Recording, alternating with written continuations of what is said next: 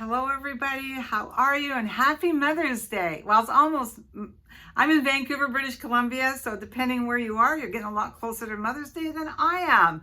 Thank you for being here. Different video today, because I'm going to talk about Mother's Day. Absolutely the worst day of the year for me for years and years and years and years, until I could breathe again and I could figure me out. So I'm finally going to talk a little bit about moms, particularly mine.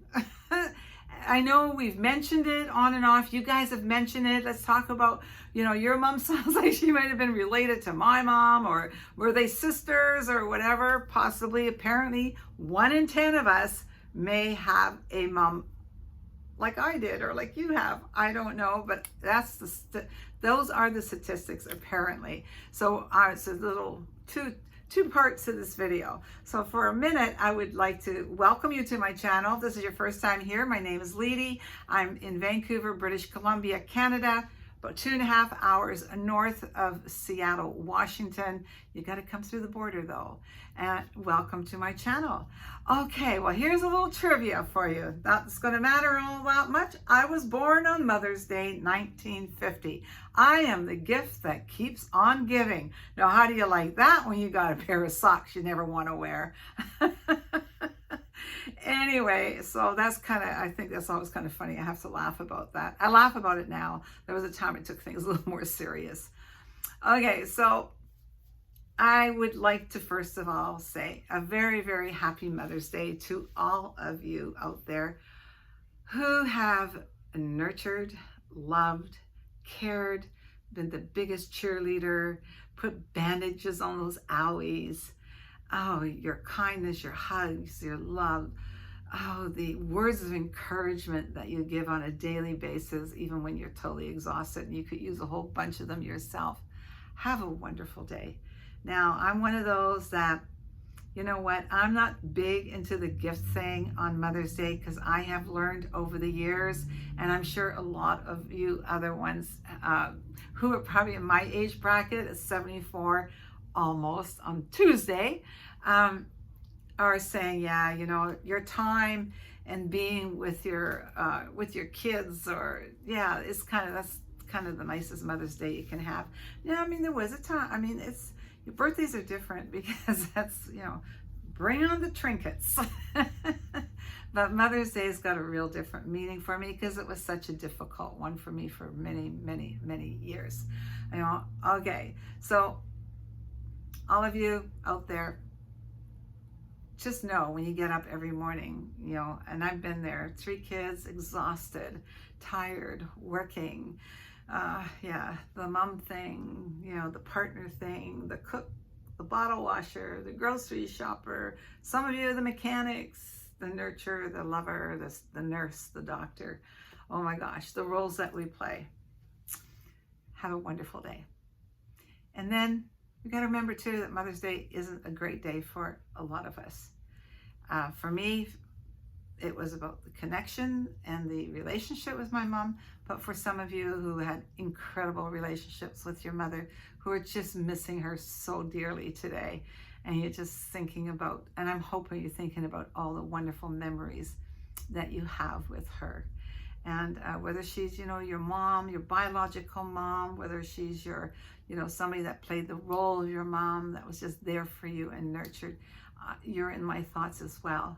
And then there are the moms, and I'm there as well, who have, lost. I have not lost a child, but I lost 2 pregnancies. And so you think about that, you give that stuff a moment in thought too. I'm very fortunate, since that time, I brought 3 beautiful kids into the world. So I'm thinking about all of you. So spend it as how you need to for your heart. Okay. All right. So then the other part of this video is something that we have touched on. I know quite often you'll say, oh my gosh, it sounds like your mom and my mom were sisters, or your mom sounds like my mom, or, anyway. So I want to touch on this. Mother's Day is absolutely the worst day of the year for me. Why? Well, because my mom could not and would not love me. Now, having said that, you are probably have people in your life as well that I've had around me that will gaslight you, that will say, oh no, she loved you, or but she loved you, but you're so difficult, or you did this or you did that. You know, that's them, and you just need to tune them out. That's called gaslighting. So we're not even going to go there, because you know they're on their own journey and they got to figure this out all for themselves. Because when you have the kind of relationship that I had, there's people just don't want you to speak your truth. Now this is really important. My story, what I'm sharing about Mother's Day and how I feel, is definitely my story. Because if you have a relationship, a good relationship with your mom, and then all of a sudden, you know, as two adult women, you have a falling out and never speak to each other again, that's totally different than what I'm talking. I can't relate to that. I have no idea what that would be like. So it's really important while we're having this conversation with you that you understand this is me, my story from birth. And this is not a falling out that I had for 16 years later. Now, my mom likes to identify it that way at times, but I'm going to give you a little bit of insight on where her story and my story began. Now, I'm also going to link a video that I did. My mom passed away in September of 22, and I share a little bit of a poem that I tried to put together. I'm not really a poet, but that was the best I could do. But that'll give you a little bit more insight about my story. I was born in the Netherlands. My mom, when she conceived me, already had a 9-month-old baby. She had a 9-month-old baby with the love of her life. And of course, a lot of people don't want to say that. They want to say because she had a 9-month-old baby and all of a sudden found herself pregnant with me. Totally different guy. And a lot of people say, oh, they dated and it was so romantic. My dad was engaged to somebody. He had to break the engagement because, and he was very honorable and married my mom. They got married on November the 14th, 1949, and 6 months later to the day, May the 14th, I arrived. This was a real problem, and I can't even imagine what my mom went through. I can remember one time saying to her when this all came out, later on, like when I came home, I was expecting my first baby, and I told her that must have been incredible what she went through, how difficult that might have been, but how strong she must have been in order to keep both of her babies. And I'll tell you, she screamed and yelled at me and said that I didn't know the story and that's not how it went. And anyway, it wasn't nice. It was really ugly. So unfortunately my mom could not love me. Now, there were people say, well, oh, we didn't say I love you. Well, people hug their kids. You know, when a parent doesn't love you, you know. Parent may not kiss you or hug you, but you still know that they love you. My mom did terrible things to me. Terrible things, and nobody ever, and you know what, now nobody wants to talk about those things. In fact, it's much easier to just call me a liar. And so now I know I'm touching on stuff that a lot of you are going to say, oh my goodness, like this is what's happened to me. And the reason it's really important, I think, that as we go on, and I'm not sure how I'm going to do it. I might do it on a Patreon thing. I've never done that, just to sort of bring in the people that really want to be there rather than in the general YouTube world. But you guys, you need to get over it. I know. I don't mean to.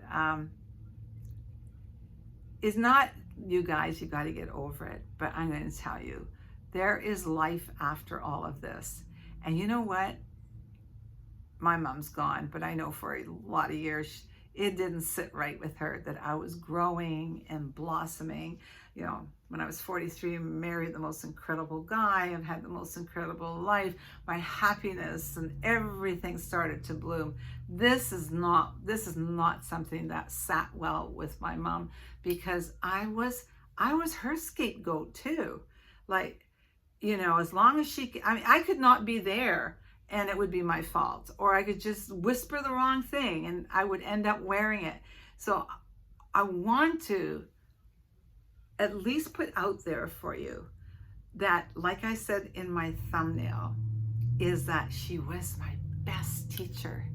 Do you know, when I actually stopped and started figuring out what was happening, and when I started figuring out I would no longer participate in their game, that I could blossom and I could grow, and all of a sudden I started taking my power back, and I could write my own narrative on my own life. I could start controlling my life and seeing myself as a good person, and that I was enough, and that I am kind, and that I wasn't any of the things that my mom said that I was. And I had to distance myself. And that is a journey. And it's a hard one, because, you know, sort of the natural order of life is you're born and your mother loves you and holds you and nurtures you. Now, I mean, there's times where you might not bond with that baby right away. That can happen too. But you're still loving your baby. You're just trying to figure out that feeling. I didn't have any of that. My mom did terrible things to me, but she was only nice to me when she had an audience. If she didn't have an audience, my mom was cruel. And I learned so much from her, because I made a lot of decisions watching her. But it took me quite a while to figure out that I was making incredible decisions. I'm not a perfect mom. Boy, oh boy. I have stumbled. I have done things wrong. Oh, I have said, maybe once or twice, I've said something I wish I'd never, ever said to my kids. But you know what? I was so conscious of what I was doing and I was saying. I was not, don't get me wrong. I was a bit of a screamer as a mom, my kids will tell you. But you know what? My kids know that I love them, and I hug them, and I cherish them. I'm their biggest cheerleaders. I want them to be happy. I want them to have everything that they want in this life. And I would never divide my children, ever, ever, ever. Because you know what? When I check out, I want them to know they're there for each other. They don't have to live together. They don't have to see each other every day. I want them to be able to get together and laugh and joke about mom. I want them to have a connection and all of that. I learned that from my mom.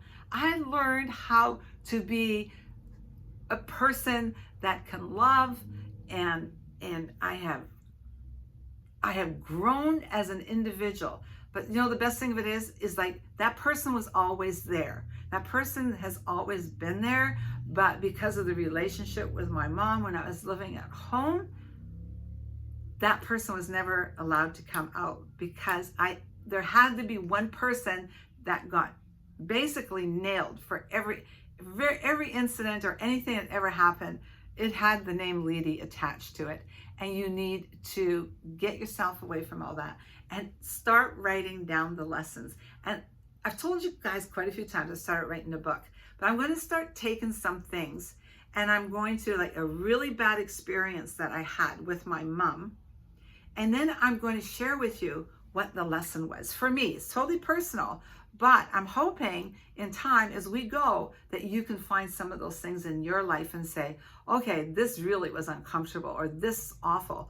I'm so angry, I'm so hurt, I'm devastated, that you can take that, sit back and say, okay, so what's the lesson here? Because even I did a video, and not that, I don't know, maybe a year ago, and it was about Tina Turner, like everything that she'd been through. And it's true, is you start finding your purpose. You find your purpose. You go, oh my gosh, this is what I've learned from this. I am much better person than I ever could have been if I'd have stayed angry, if I'd have stayed desperate. And I decided to heal. And you know, the real big healing actually came about 3 years ago. It came about 6 months before my mom passed away. Something happened, and I went and got professional help. And she really, she was incredible. And she just kind of just put that one piece in there for me. And I was able just to finish the journey and see myself. I have hiccups. I still have hiccups. I still wonder sometimes. I wonder what it would have been like to grow up in a family where you were loved and nurtured like the other ones, where you were seen and where you were heard, where you weren't called, you know, horrendous names, and that'll come out in another short. But you know what?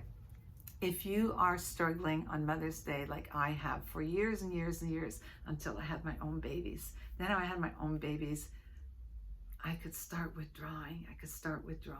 Because I had to, because I did not want to do what I had experienced. And so I'm hoping that you'll say, okay, maybe write down one thing. Write down one thing that your parent, your mom has done or is doing to you. Write down one thing. And then write down what you're feeling. Like, you know, like when she does that or when she says that, how do I feel? And when you've got that written down, sit down and really analyze it and say, but how can I change that? How can I change that? Is there a lesson in here? Is there something in there that I can apply to my life on a daily basis that gives me the power to turn that around and to just shut that down? Because it's all up to you, right? You do realize when we get older, this is that we are choosing to be there. I mean, for some of us and I think I was there myself at one point, it was like a way of life. It's like you choose to be, you don't fit in any other way. So you choose to be that person. That's how you identify in the family dynamic. And you need to start figuring out how you can take it out. And you know what? It's just baby steps. But I'm telling you, what a sense of accomplishment. And you're going to be so proud of yourself. You're going to say, okay, I know how to overcome that. I know how to overcome that. And you're going to feel so good about it. Okay, guys, thank you for being here. I hope, almost 20 minutes. But I know I wanted to get this thing going, and it is Mother's Day. I thought it was a really good way to do it. So my next video is going to be about the first time I learned that I needed to be really, really afraid of my mother. And it's quite a story, and I was in kindergarten. So that is going to be my next video. If you're okay with that, please give me a like, and then I'll start putting that together. Have a great week, you guys. Thanks for being here, and yeah, we're starting on our journey on how to find our purpose and be our own biggest cheerleaders and to change your mindset. You control it. Don't let them control it. You got it. And you know, you learn from other people. And a really good friend of mine, I've never met, she's an incredible singer, and she lives in the States, and her name is Elle. And Elle gave me something from her mom, and I love it because it makes it so much easier. Because when this happens to you, there's still people there that you love, right? And when you go, how do I bring that in? Or do I need to bring it in? No, you don't need to bring it in. Ellie's mom said to Elle, love them from a distance. And that's what I do now. If I struggle and there's a person over there and I go, yeah, you don't have to bring them back in your life. Just love them from where they stand.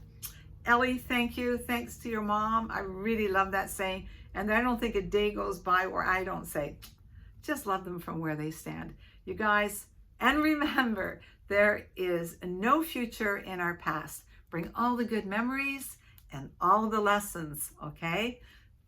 See you later. Bye.